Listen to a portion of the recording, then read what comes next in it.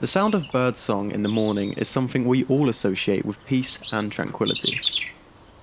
But for some of us, it might even seem nostalgic, as wild populations of a whole host of species across the world are dwindling, as they lose places to eat and sleep. And although I might not be able to solve the root of these issues myself, I want to help as best as I can, so that in my family garden at least, the birds will continue to sing. Two of the simplest ways to give birds a helping hand is putting out some food for them to enjoy and providing them with places to shelter and, hopefully, nest, in the form of a simple bird box. Now here in my garden, we've tried to go above and beyond to support our feathered friends, and have something like 12 bird boxes, large and small, scattered around the place, that me and my dad have built over the years using reclaimed wood and roof slates.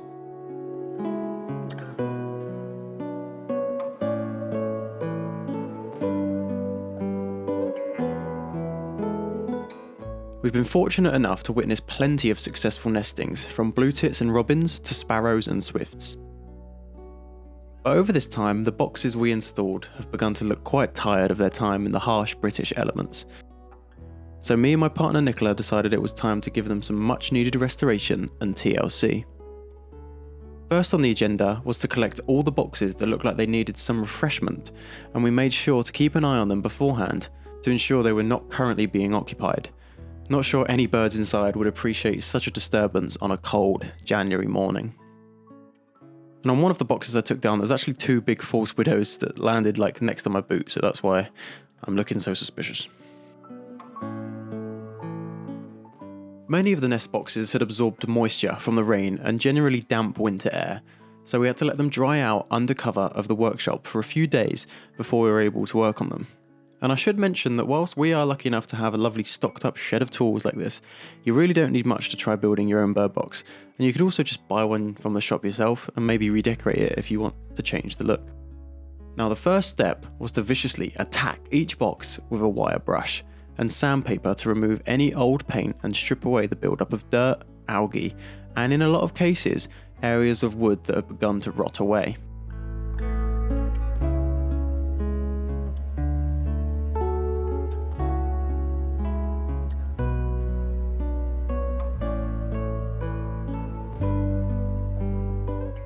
We're kind of working in a production line, so you might see Nikola doing the final painting on one box while I've only just started another. And also, if you're wondering why there isn't any audio of us actually doing the work, well, we had some very copyrighted music at full volume on the shed speakers, and that might also explain any boogieing you might witness throughout the rest of the video. Anyways, back to the bird boxes. After getting the majority of the loose surface layers off with a wire brush, I was then able to sand the wood down to not only remove the weathered paint and wood, but also provide more purchase for the paint to stick to. Boxes that were newer or had been located in more sheltered parts of the garden were very easy to quickly sand off and cover with a fresh coat of paint straight away. And I must admit, some of the paint I dug out from the darkest corners of the workshop wasn't exactly the freshest, but it still did the job nicely. One of these tins was so old that the bottom had rusted through completely and started leaking out as I picked it up.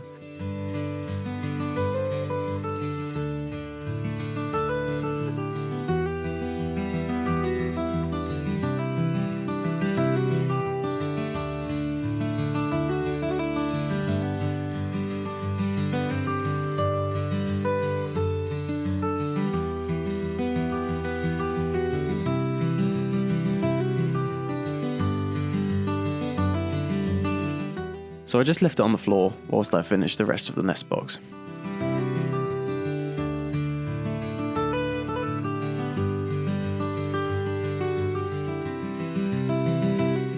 Now some of them had small spider egg sacs tucked away, and a confused mother spider here, which I made sure to keep safe away from the paint, didn't want her getting stuck. And once the base coat was on, I simply poured the rest of the historic lumpy paint into an empty jar.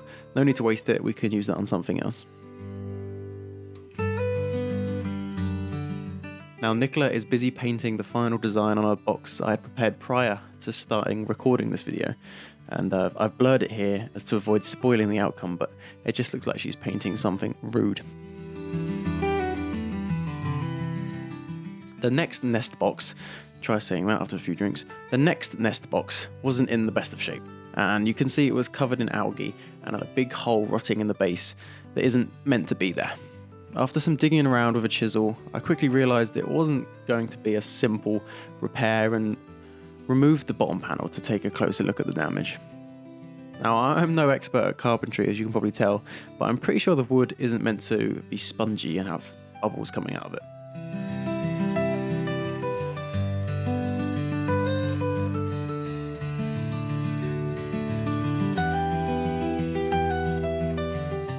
I opted to remove the rest of the balcony area, and with hope to keep as much of the original timber as possible, I had the idea to use the wood from the front and then reinforce the now wet and soft rear panel. And yes, I probably should have just replaced both of the panels with fresh wood, but that's boring, and at least this way it might add some character. Due to how saturated the wood was at this point, I thought it was best to remove as much of the rot as I could and allow the pieces to dry out for a few days before assembly. The rest of the boxes we had taken down were generally in better condition than the last one, and only needed some light scraping and sanding before being ready to add the base coat of paint. However, on a couple of them the slate roof tiles had cracked and would need replacing to make sure they stay dry for any potential future residents. Alrighty, this is like day... I think it's been 4 days since we started on the birdhouses. Just been doing bits here and there and letting them dry out as we go. But I finally got some slate snips, which if you don't know what these are for, it's for snipping slate. So I can fix the cracked slate tiles on a few of the houses, and then they're pretty much all ready to be painted, I think. Oh, and there's still the rotten one, which I need to figure out what to do with. But yeah, we're going to put some new slates on today.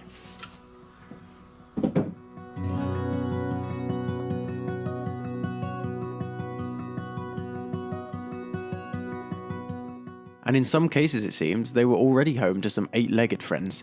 And I know some people might be put off by the spiders, but I personally love them, and actually they make great roommates for nesting birds, as the birds will use the webbing to actually build their nests in a lot of cases.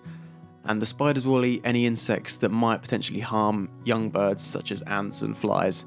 And in a lot of cases, the spiders then end up as food themselves for insectivorous birds like robins. I did gently relocate these eggs, so they're not harmed as I painted and repaired the rest of the box.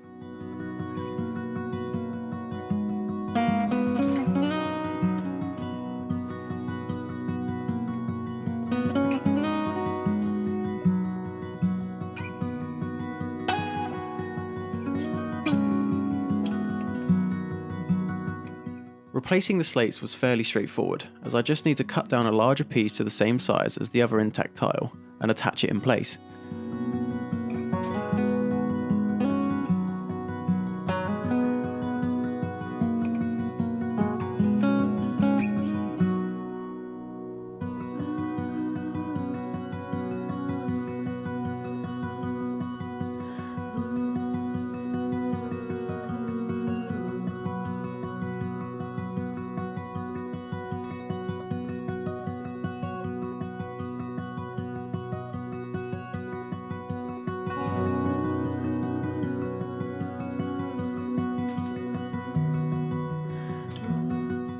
Now, since me and Nikola were working on different parts of the bird boxes at the same time, my footage is kind of all over the place.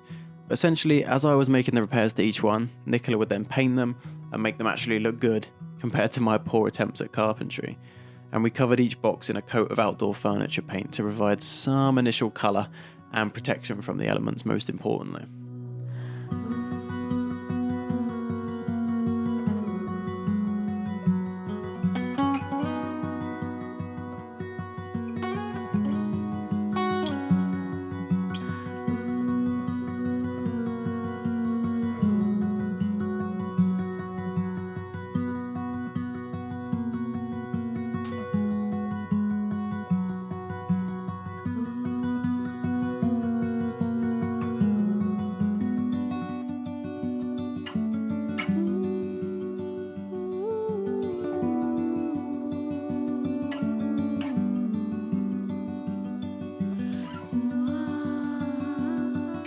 And as you can see, after Nikola begun to add the designs, they really started to come together.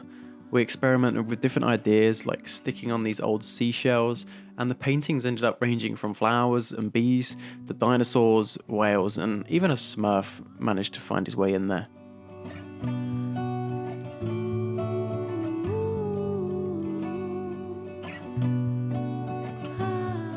As the painting process was going on, I made a few adjustments to some of the boxes.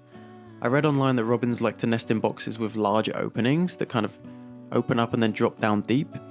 So with this in mind, I made some alterations to one of the boxes to accommodate for this preference. All I needed to do was cut open the front of the box and turn the small hole into a larger, sort of wider opening, and then I added part of the offcut wood to make a small lip above to provide some extra protection from the rain, as it could easily find its way in from above.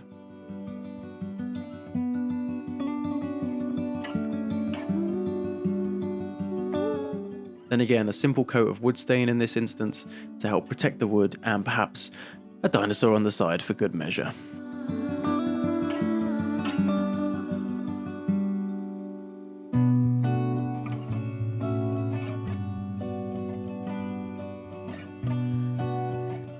Now, I'm not saying I get easily distracted, but I did find a piece of wood that had a perfect bird-size hole naturally formed from a knot, so I had to quickly build another bird box around it. It would be rude not to. All I needed was some walls, a floor, and a roof.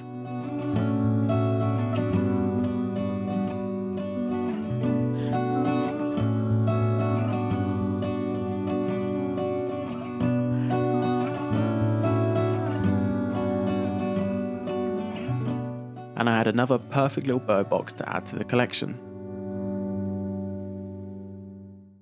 Then I added some simple wire loops to the top and bottom of the back panels for most of the boxes that I would use to attach the boxes to their positions around the garden.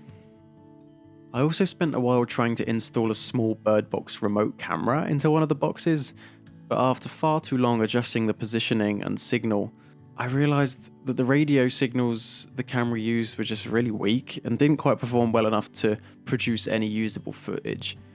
I will, however, be able to use it because it does give a slight image to check on the progress of perhaps any potential birds that take refuge in the box over the coming months.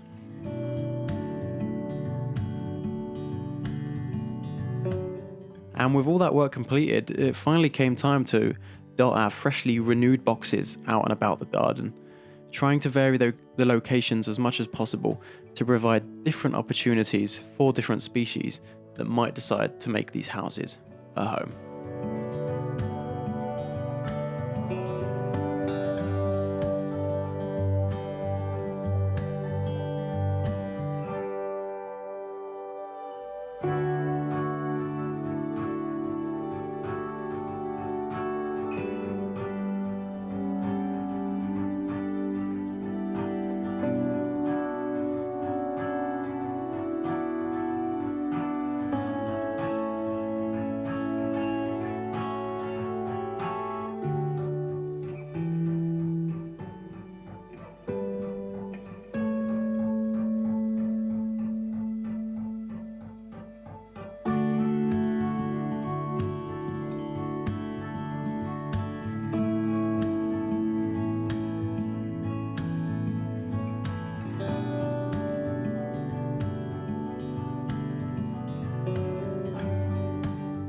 And if you've got this far in the video and you enjoyed it, this is a new sort of style video for me, yeah, let me know below, and if you could share it to one other person, then you're straight away doubling the exposure this video gets, so I would really appreciate it.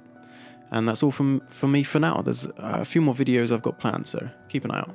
Thank you and goodbye.